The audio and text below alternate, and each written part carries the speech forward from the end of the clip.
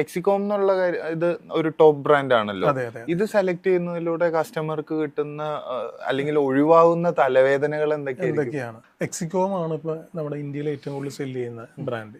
അതിന്റെ efficiency vice നോക്കുകയാണെന്നുണ്ടെങ്കിൽ, durability നോക്കുകയാണെന്നുണ്ടെങ്കിൽ, ഇതിന്റെ പ്രൈസ് വെച്ചിട്ട് കമ്പയർ ചെയ്യുകയാണെന്നുണ്ടെങ്കിൽ, ഇപ്പൊ വേറെ ബ്രാൻഡുകൾ വെച്ചിട്ട് കമ്പയർ ചെയ്യുകയാണെന്നുണ്ടെങ്കിൽ ഈ എല്ലാ ക്വാളിറ്റിയും നമുക്ക് കൊടുക്കാൻ പറ്റുന്ന, ബെസ്റ്റ് പ്രൈസിൽ കൊടുക്കാൻ പറ്റുന്ന ഒരു പ്രോഡക്റ്റ് എന്ന് പറയുന്നതാണ് നമ്മുടെ എക്സികോം എന്ന് പറയുന്ന ഒരു ബ്രാൻഡ് വരുന്നത്.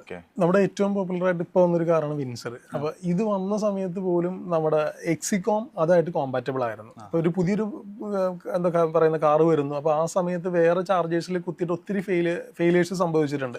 കാരണം ഇത് എന്താ റിട്രാക്റ്റബിൾ ആയിട്ടുള്ള ഒരു ചാർജർ ഗണ്ണായിരുന്നു നമുക്ക് ഇതിന് വന്നിരുന്നത്. അപ്പൊ ഇത് ഓവർലോഡ് വരുമ്പോഴത്തേക്കും ഇത് കറക്റ്റ് ആയിട്ടുള്ള പ്ലഗ് ഇൻ നടക്കാത്തത് കൊണ്ട് തന്നെ ഒത്തിരി ചാർജേഴ്സ് ഫെയിലിയർ ആയിട്ടുണ്ട്. അപ്പോൾ എക്സികോം അപ്പോഴും എന്താ നിലനിന്നിരുന്ന അതെ ആയിരുന്നു എക്സികോം. അപ്പൊ അത് എക്സികോമിന്റെ പിന്നെ ഡ്യൂറബിലിറ്റി നോക്കുകയാണെന്നുണ്ടെങ്കിൽ, പിന്നെ റിലയബിലിറ്റി നോക്കുകയാണെന്നുണ്ടെങ്കിൽ, ഇപ്പൊ ഇന്ത്യയിൽ ഏറ്റവും കൂടുതൽ വിറ്റിരിക്കുന്നത് എക്സികോമാണ്. 22 രാജ്യങ്ങളിലേക്ക് എക്സികോം സപ്ലൈ ചെയ്യുന്നുണ്ട്. അപ്പൊ അത്രയും വലിയൊരു കമ്പനിയാണ് എക്സികോം വരുന്നത്. അതേപോലെ തന്നെ ഇപ്പൊ ടാറ്റ പവറും ജിഒബിപിയും കേട്ടോ, ഇതിന് സപ്ലൈ ചെയ്യുന്ന എക്സികോമാണ്. വൈറ്റ് ലേബിൾഡ് ആണ്. അപ്പൊ അതേ ക്വാളിറ്റി ചാർജസ് തന്നെ നമുക്ക് നമ്മുടെ പ്രൊജക്റ്റിലും ഇൻസ്റ്റാൾ ചെയ്യാം. പിന്നെ സെയിം തന്നെ വേറെ ഇപ്പൊ ചില ബ്രാൻഡുകൾ പറയും അതിന്റെ എന്താ പറയുക എസ്തെറ്റിക്കലി ഒന്ന് ചെറിയ ചേഞ്ചസ് വരുത്താൻ വേണ്ടി പറയും അവരുടെ കമ്പനീസിന് വേണ്ടിയിട്ട്. പക്ഷെ അതിന്റെ ഉള്ളിലുള്ളതെല്ലാം എക്സികോം തന്നെയാണ്. മീൻസ് ആ സെയിം കമ്പോണന്റ് തന്നെയാണ്. നമ്മുടെ എക്സികോം ചാർജറിന്റെ അപ് ടൈം റേഷ്യോ 98.9% ആണ്. അതായത് സിസ്റ്റം ഒരു ദിവസം വർക്ക് ചെയ്യുമ്പോൾ അത്രയും ആ ടൈം പീരീഡിൽ 98.9% അത് വർക്കിംഗ് ആയിരുന്നു. അത്രയും അപ് ടൈം റേഷ്യോ ഉള്ള വേറെ ചാർജേഴ്സ് ഇല്ല.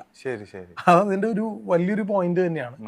എക്സികോം അതേപോലെ തന്നെ അവർ R&Dക്ക് വേണ്ടി സ്പെൻഡ് ചെയ്യുന്നത് 5% ആണ്. ടോട്ടൽ ടേൺ ഓവറിന്റെ 5% അവർ R&Dക്ക് വേണ്ടിയിട്ട് മാത്രം മാറ്റി വയ്ക്കുന്നുണ്ട്. ഓരോ സമയത്തും അവരുടെ അപ്ഡേഷൻസ് വന്നുകൊണ്ടിരിക്കുന്നുണ്ട്. കാരണം തീർച്ചയായിട്ടും ഇനിയിപ്പോ EV-ലേക്ക് നോക്കുമ്പോ ഈ അപ്ഡേഷൻസിലാണ് കാര്യമല്ലേ. കാരണം മോഡൽസ് കൂടുന്നു, കാറുകൾ കൂടുതൽ ഇറങ്ങാൻ പോകുന്നു. അപ്പോ അത്തരത്തിൽ R&Dയിലേക്കും പ്രൊഡക്റ്റ് എക്സ്പാൻഷനിലും ശ്രദ്ധിക്കുന്ന ഒരു കമ്പനി ആണെങ്കിൽ നമുക്ക് ഒരുപാട് തലവേദനകൾ.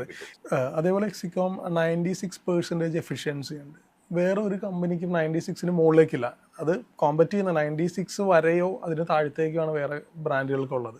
ഏറ്റവും ടോപ്പിലുള്ള എഫിഷ്യൻസിയാണ് നമ്മുടെ കമ്പനിക്കുള്ളത്.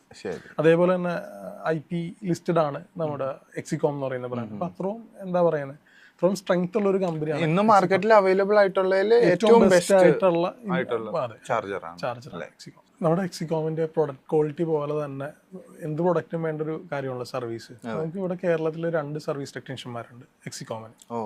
ഇത്രയും സർവീസ് ടെക്നീഷ്യന്മാരുള്ള വേറെ ബ്രാൻഡ് ഇല്ല.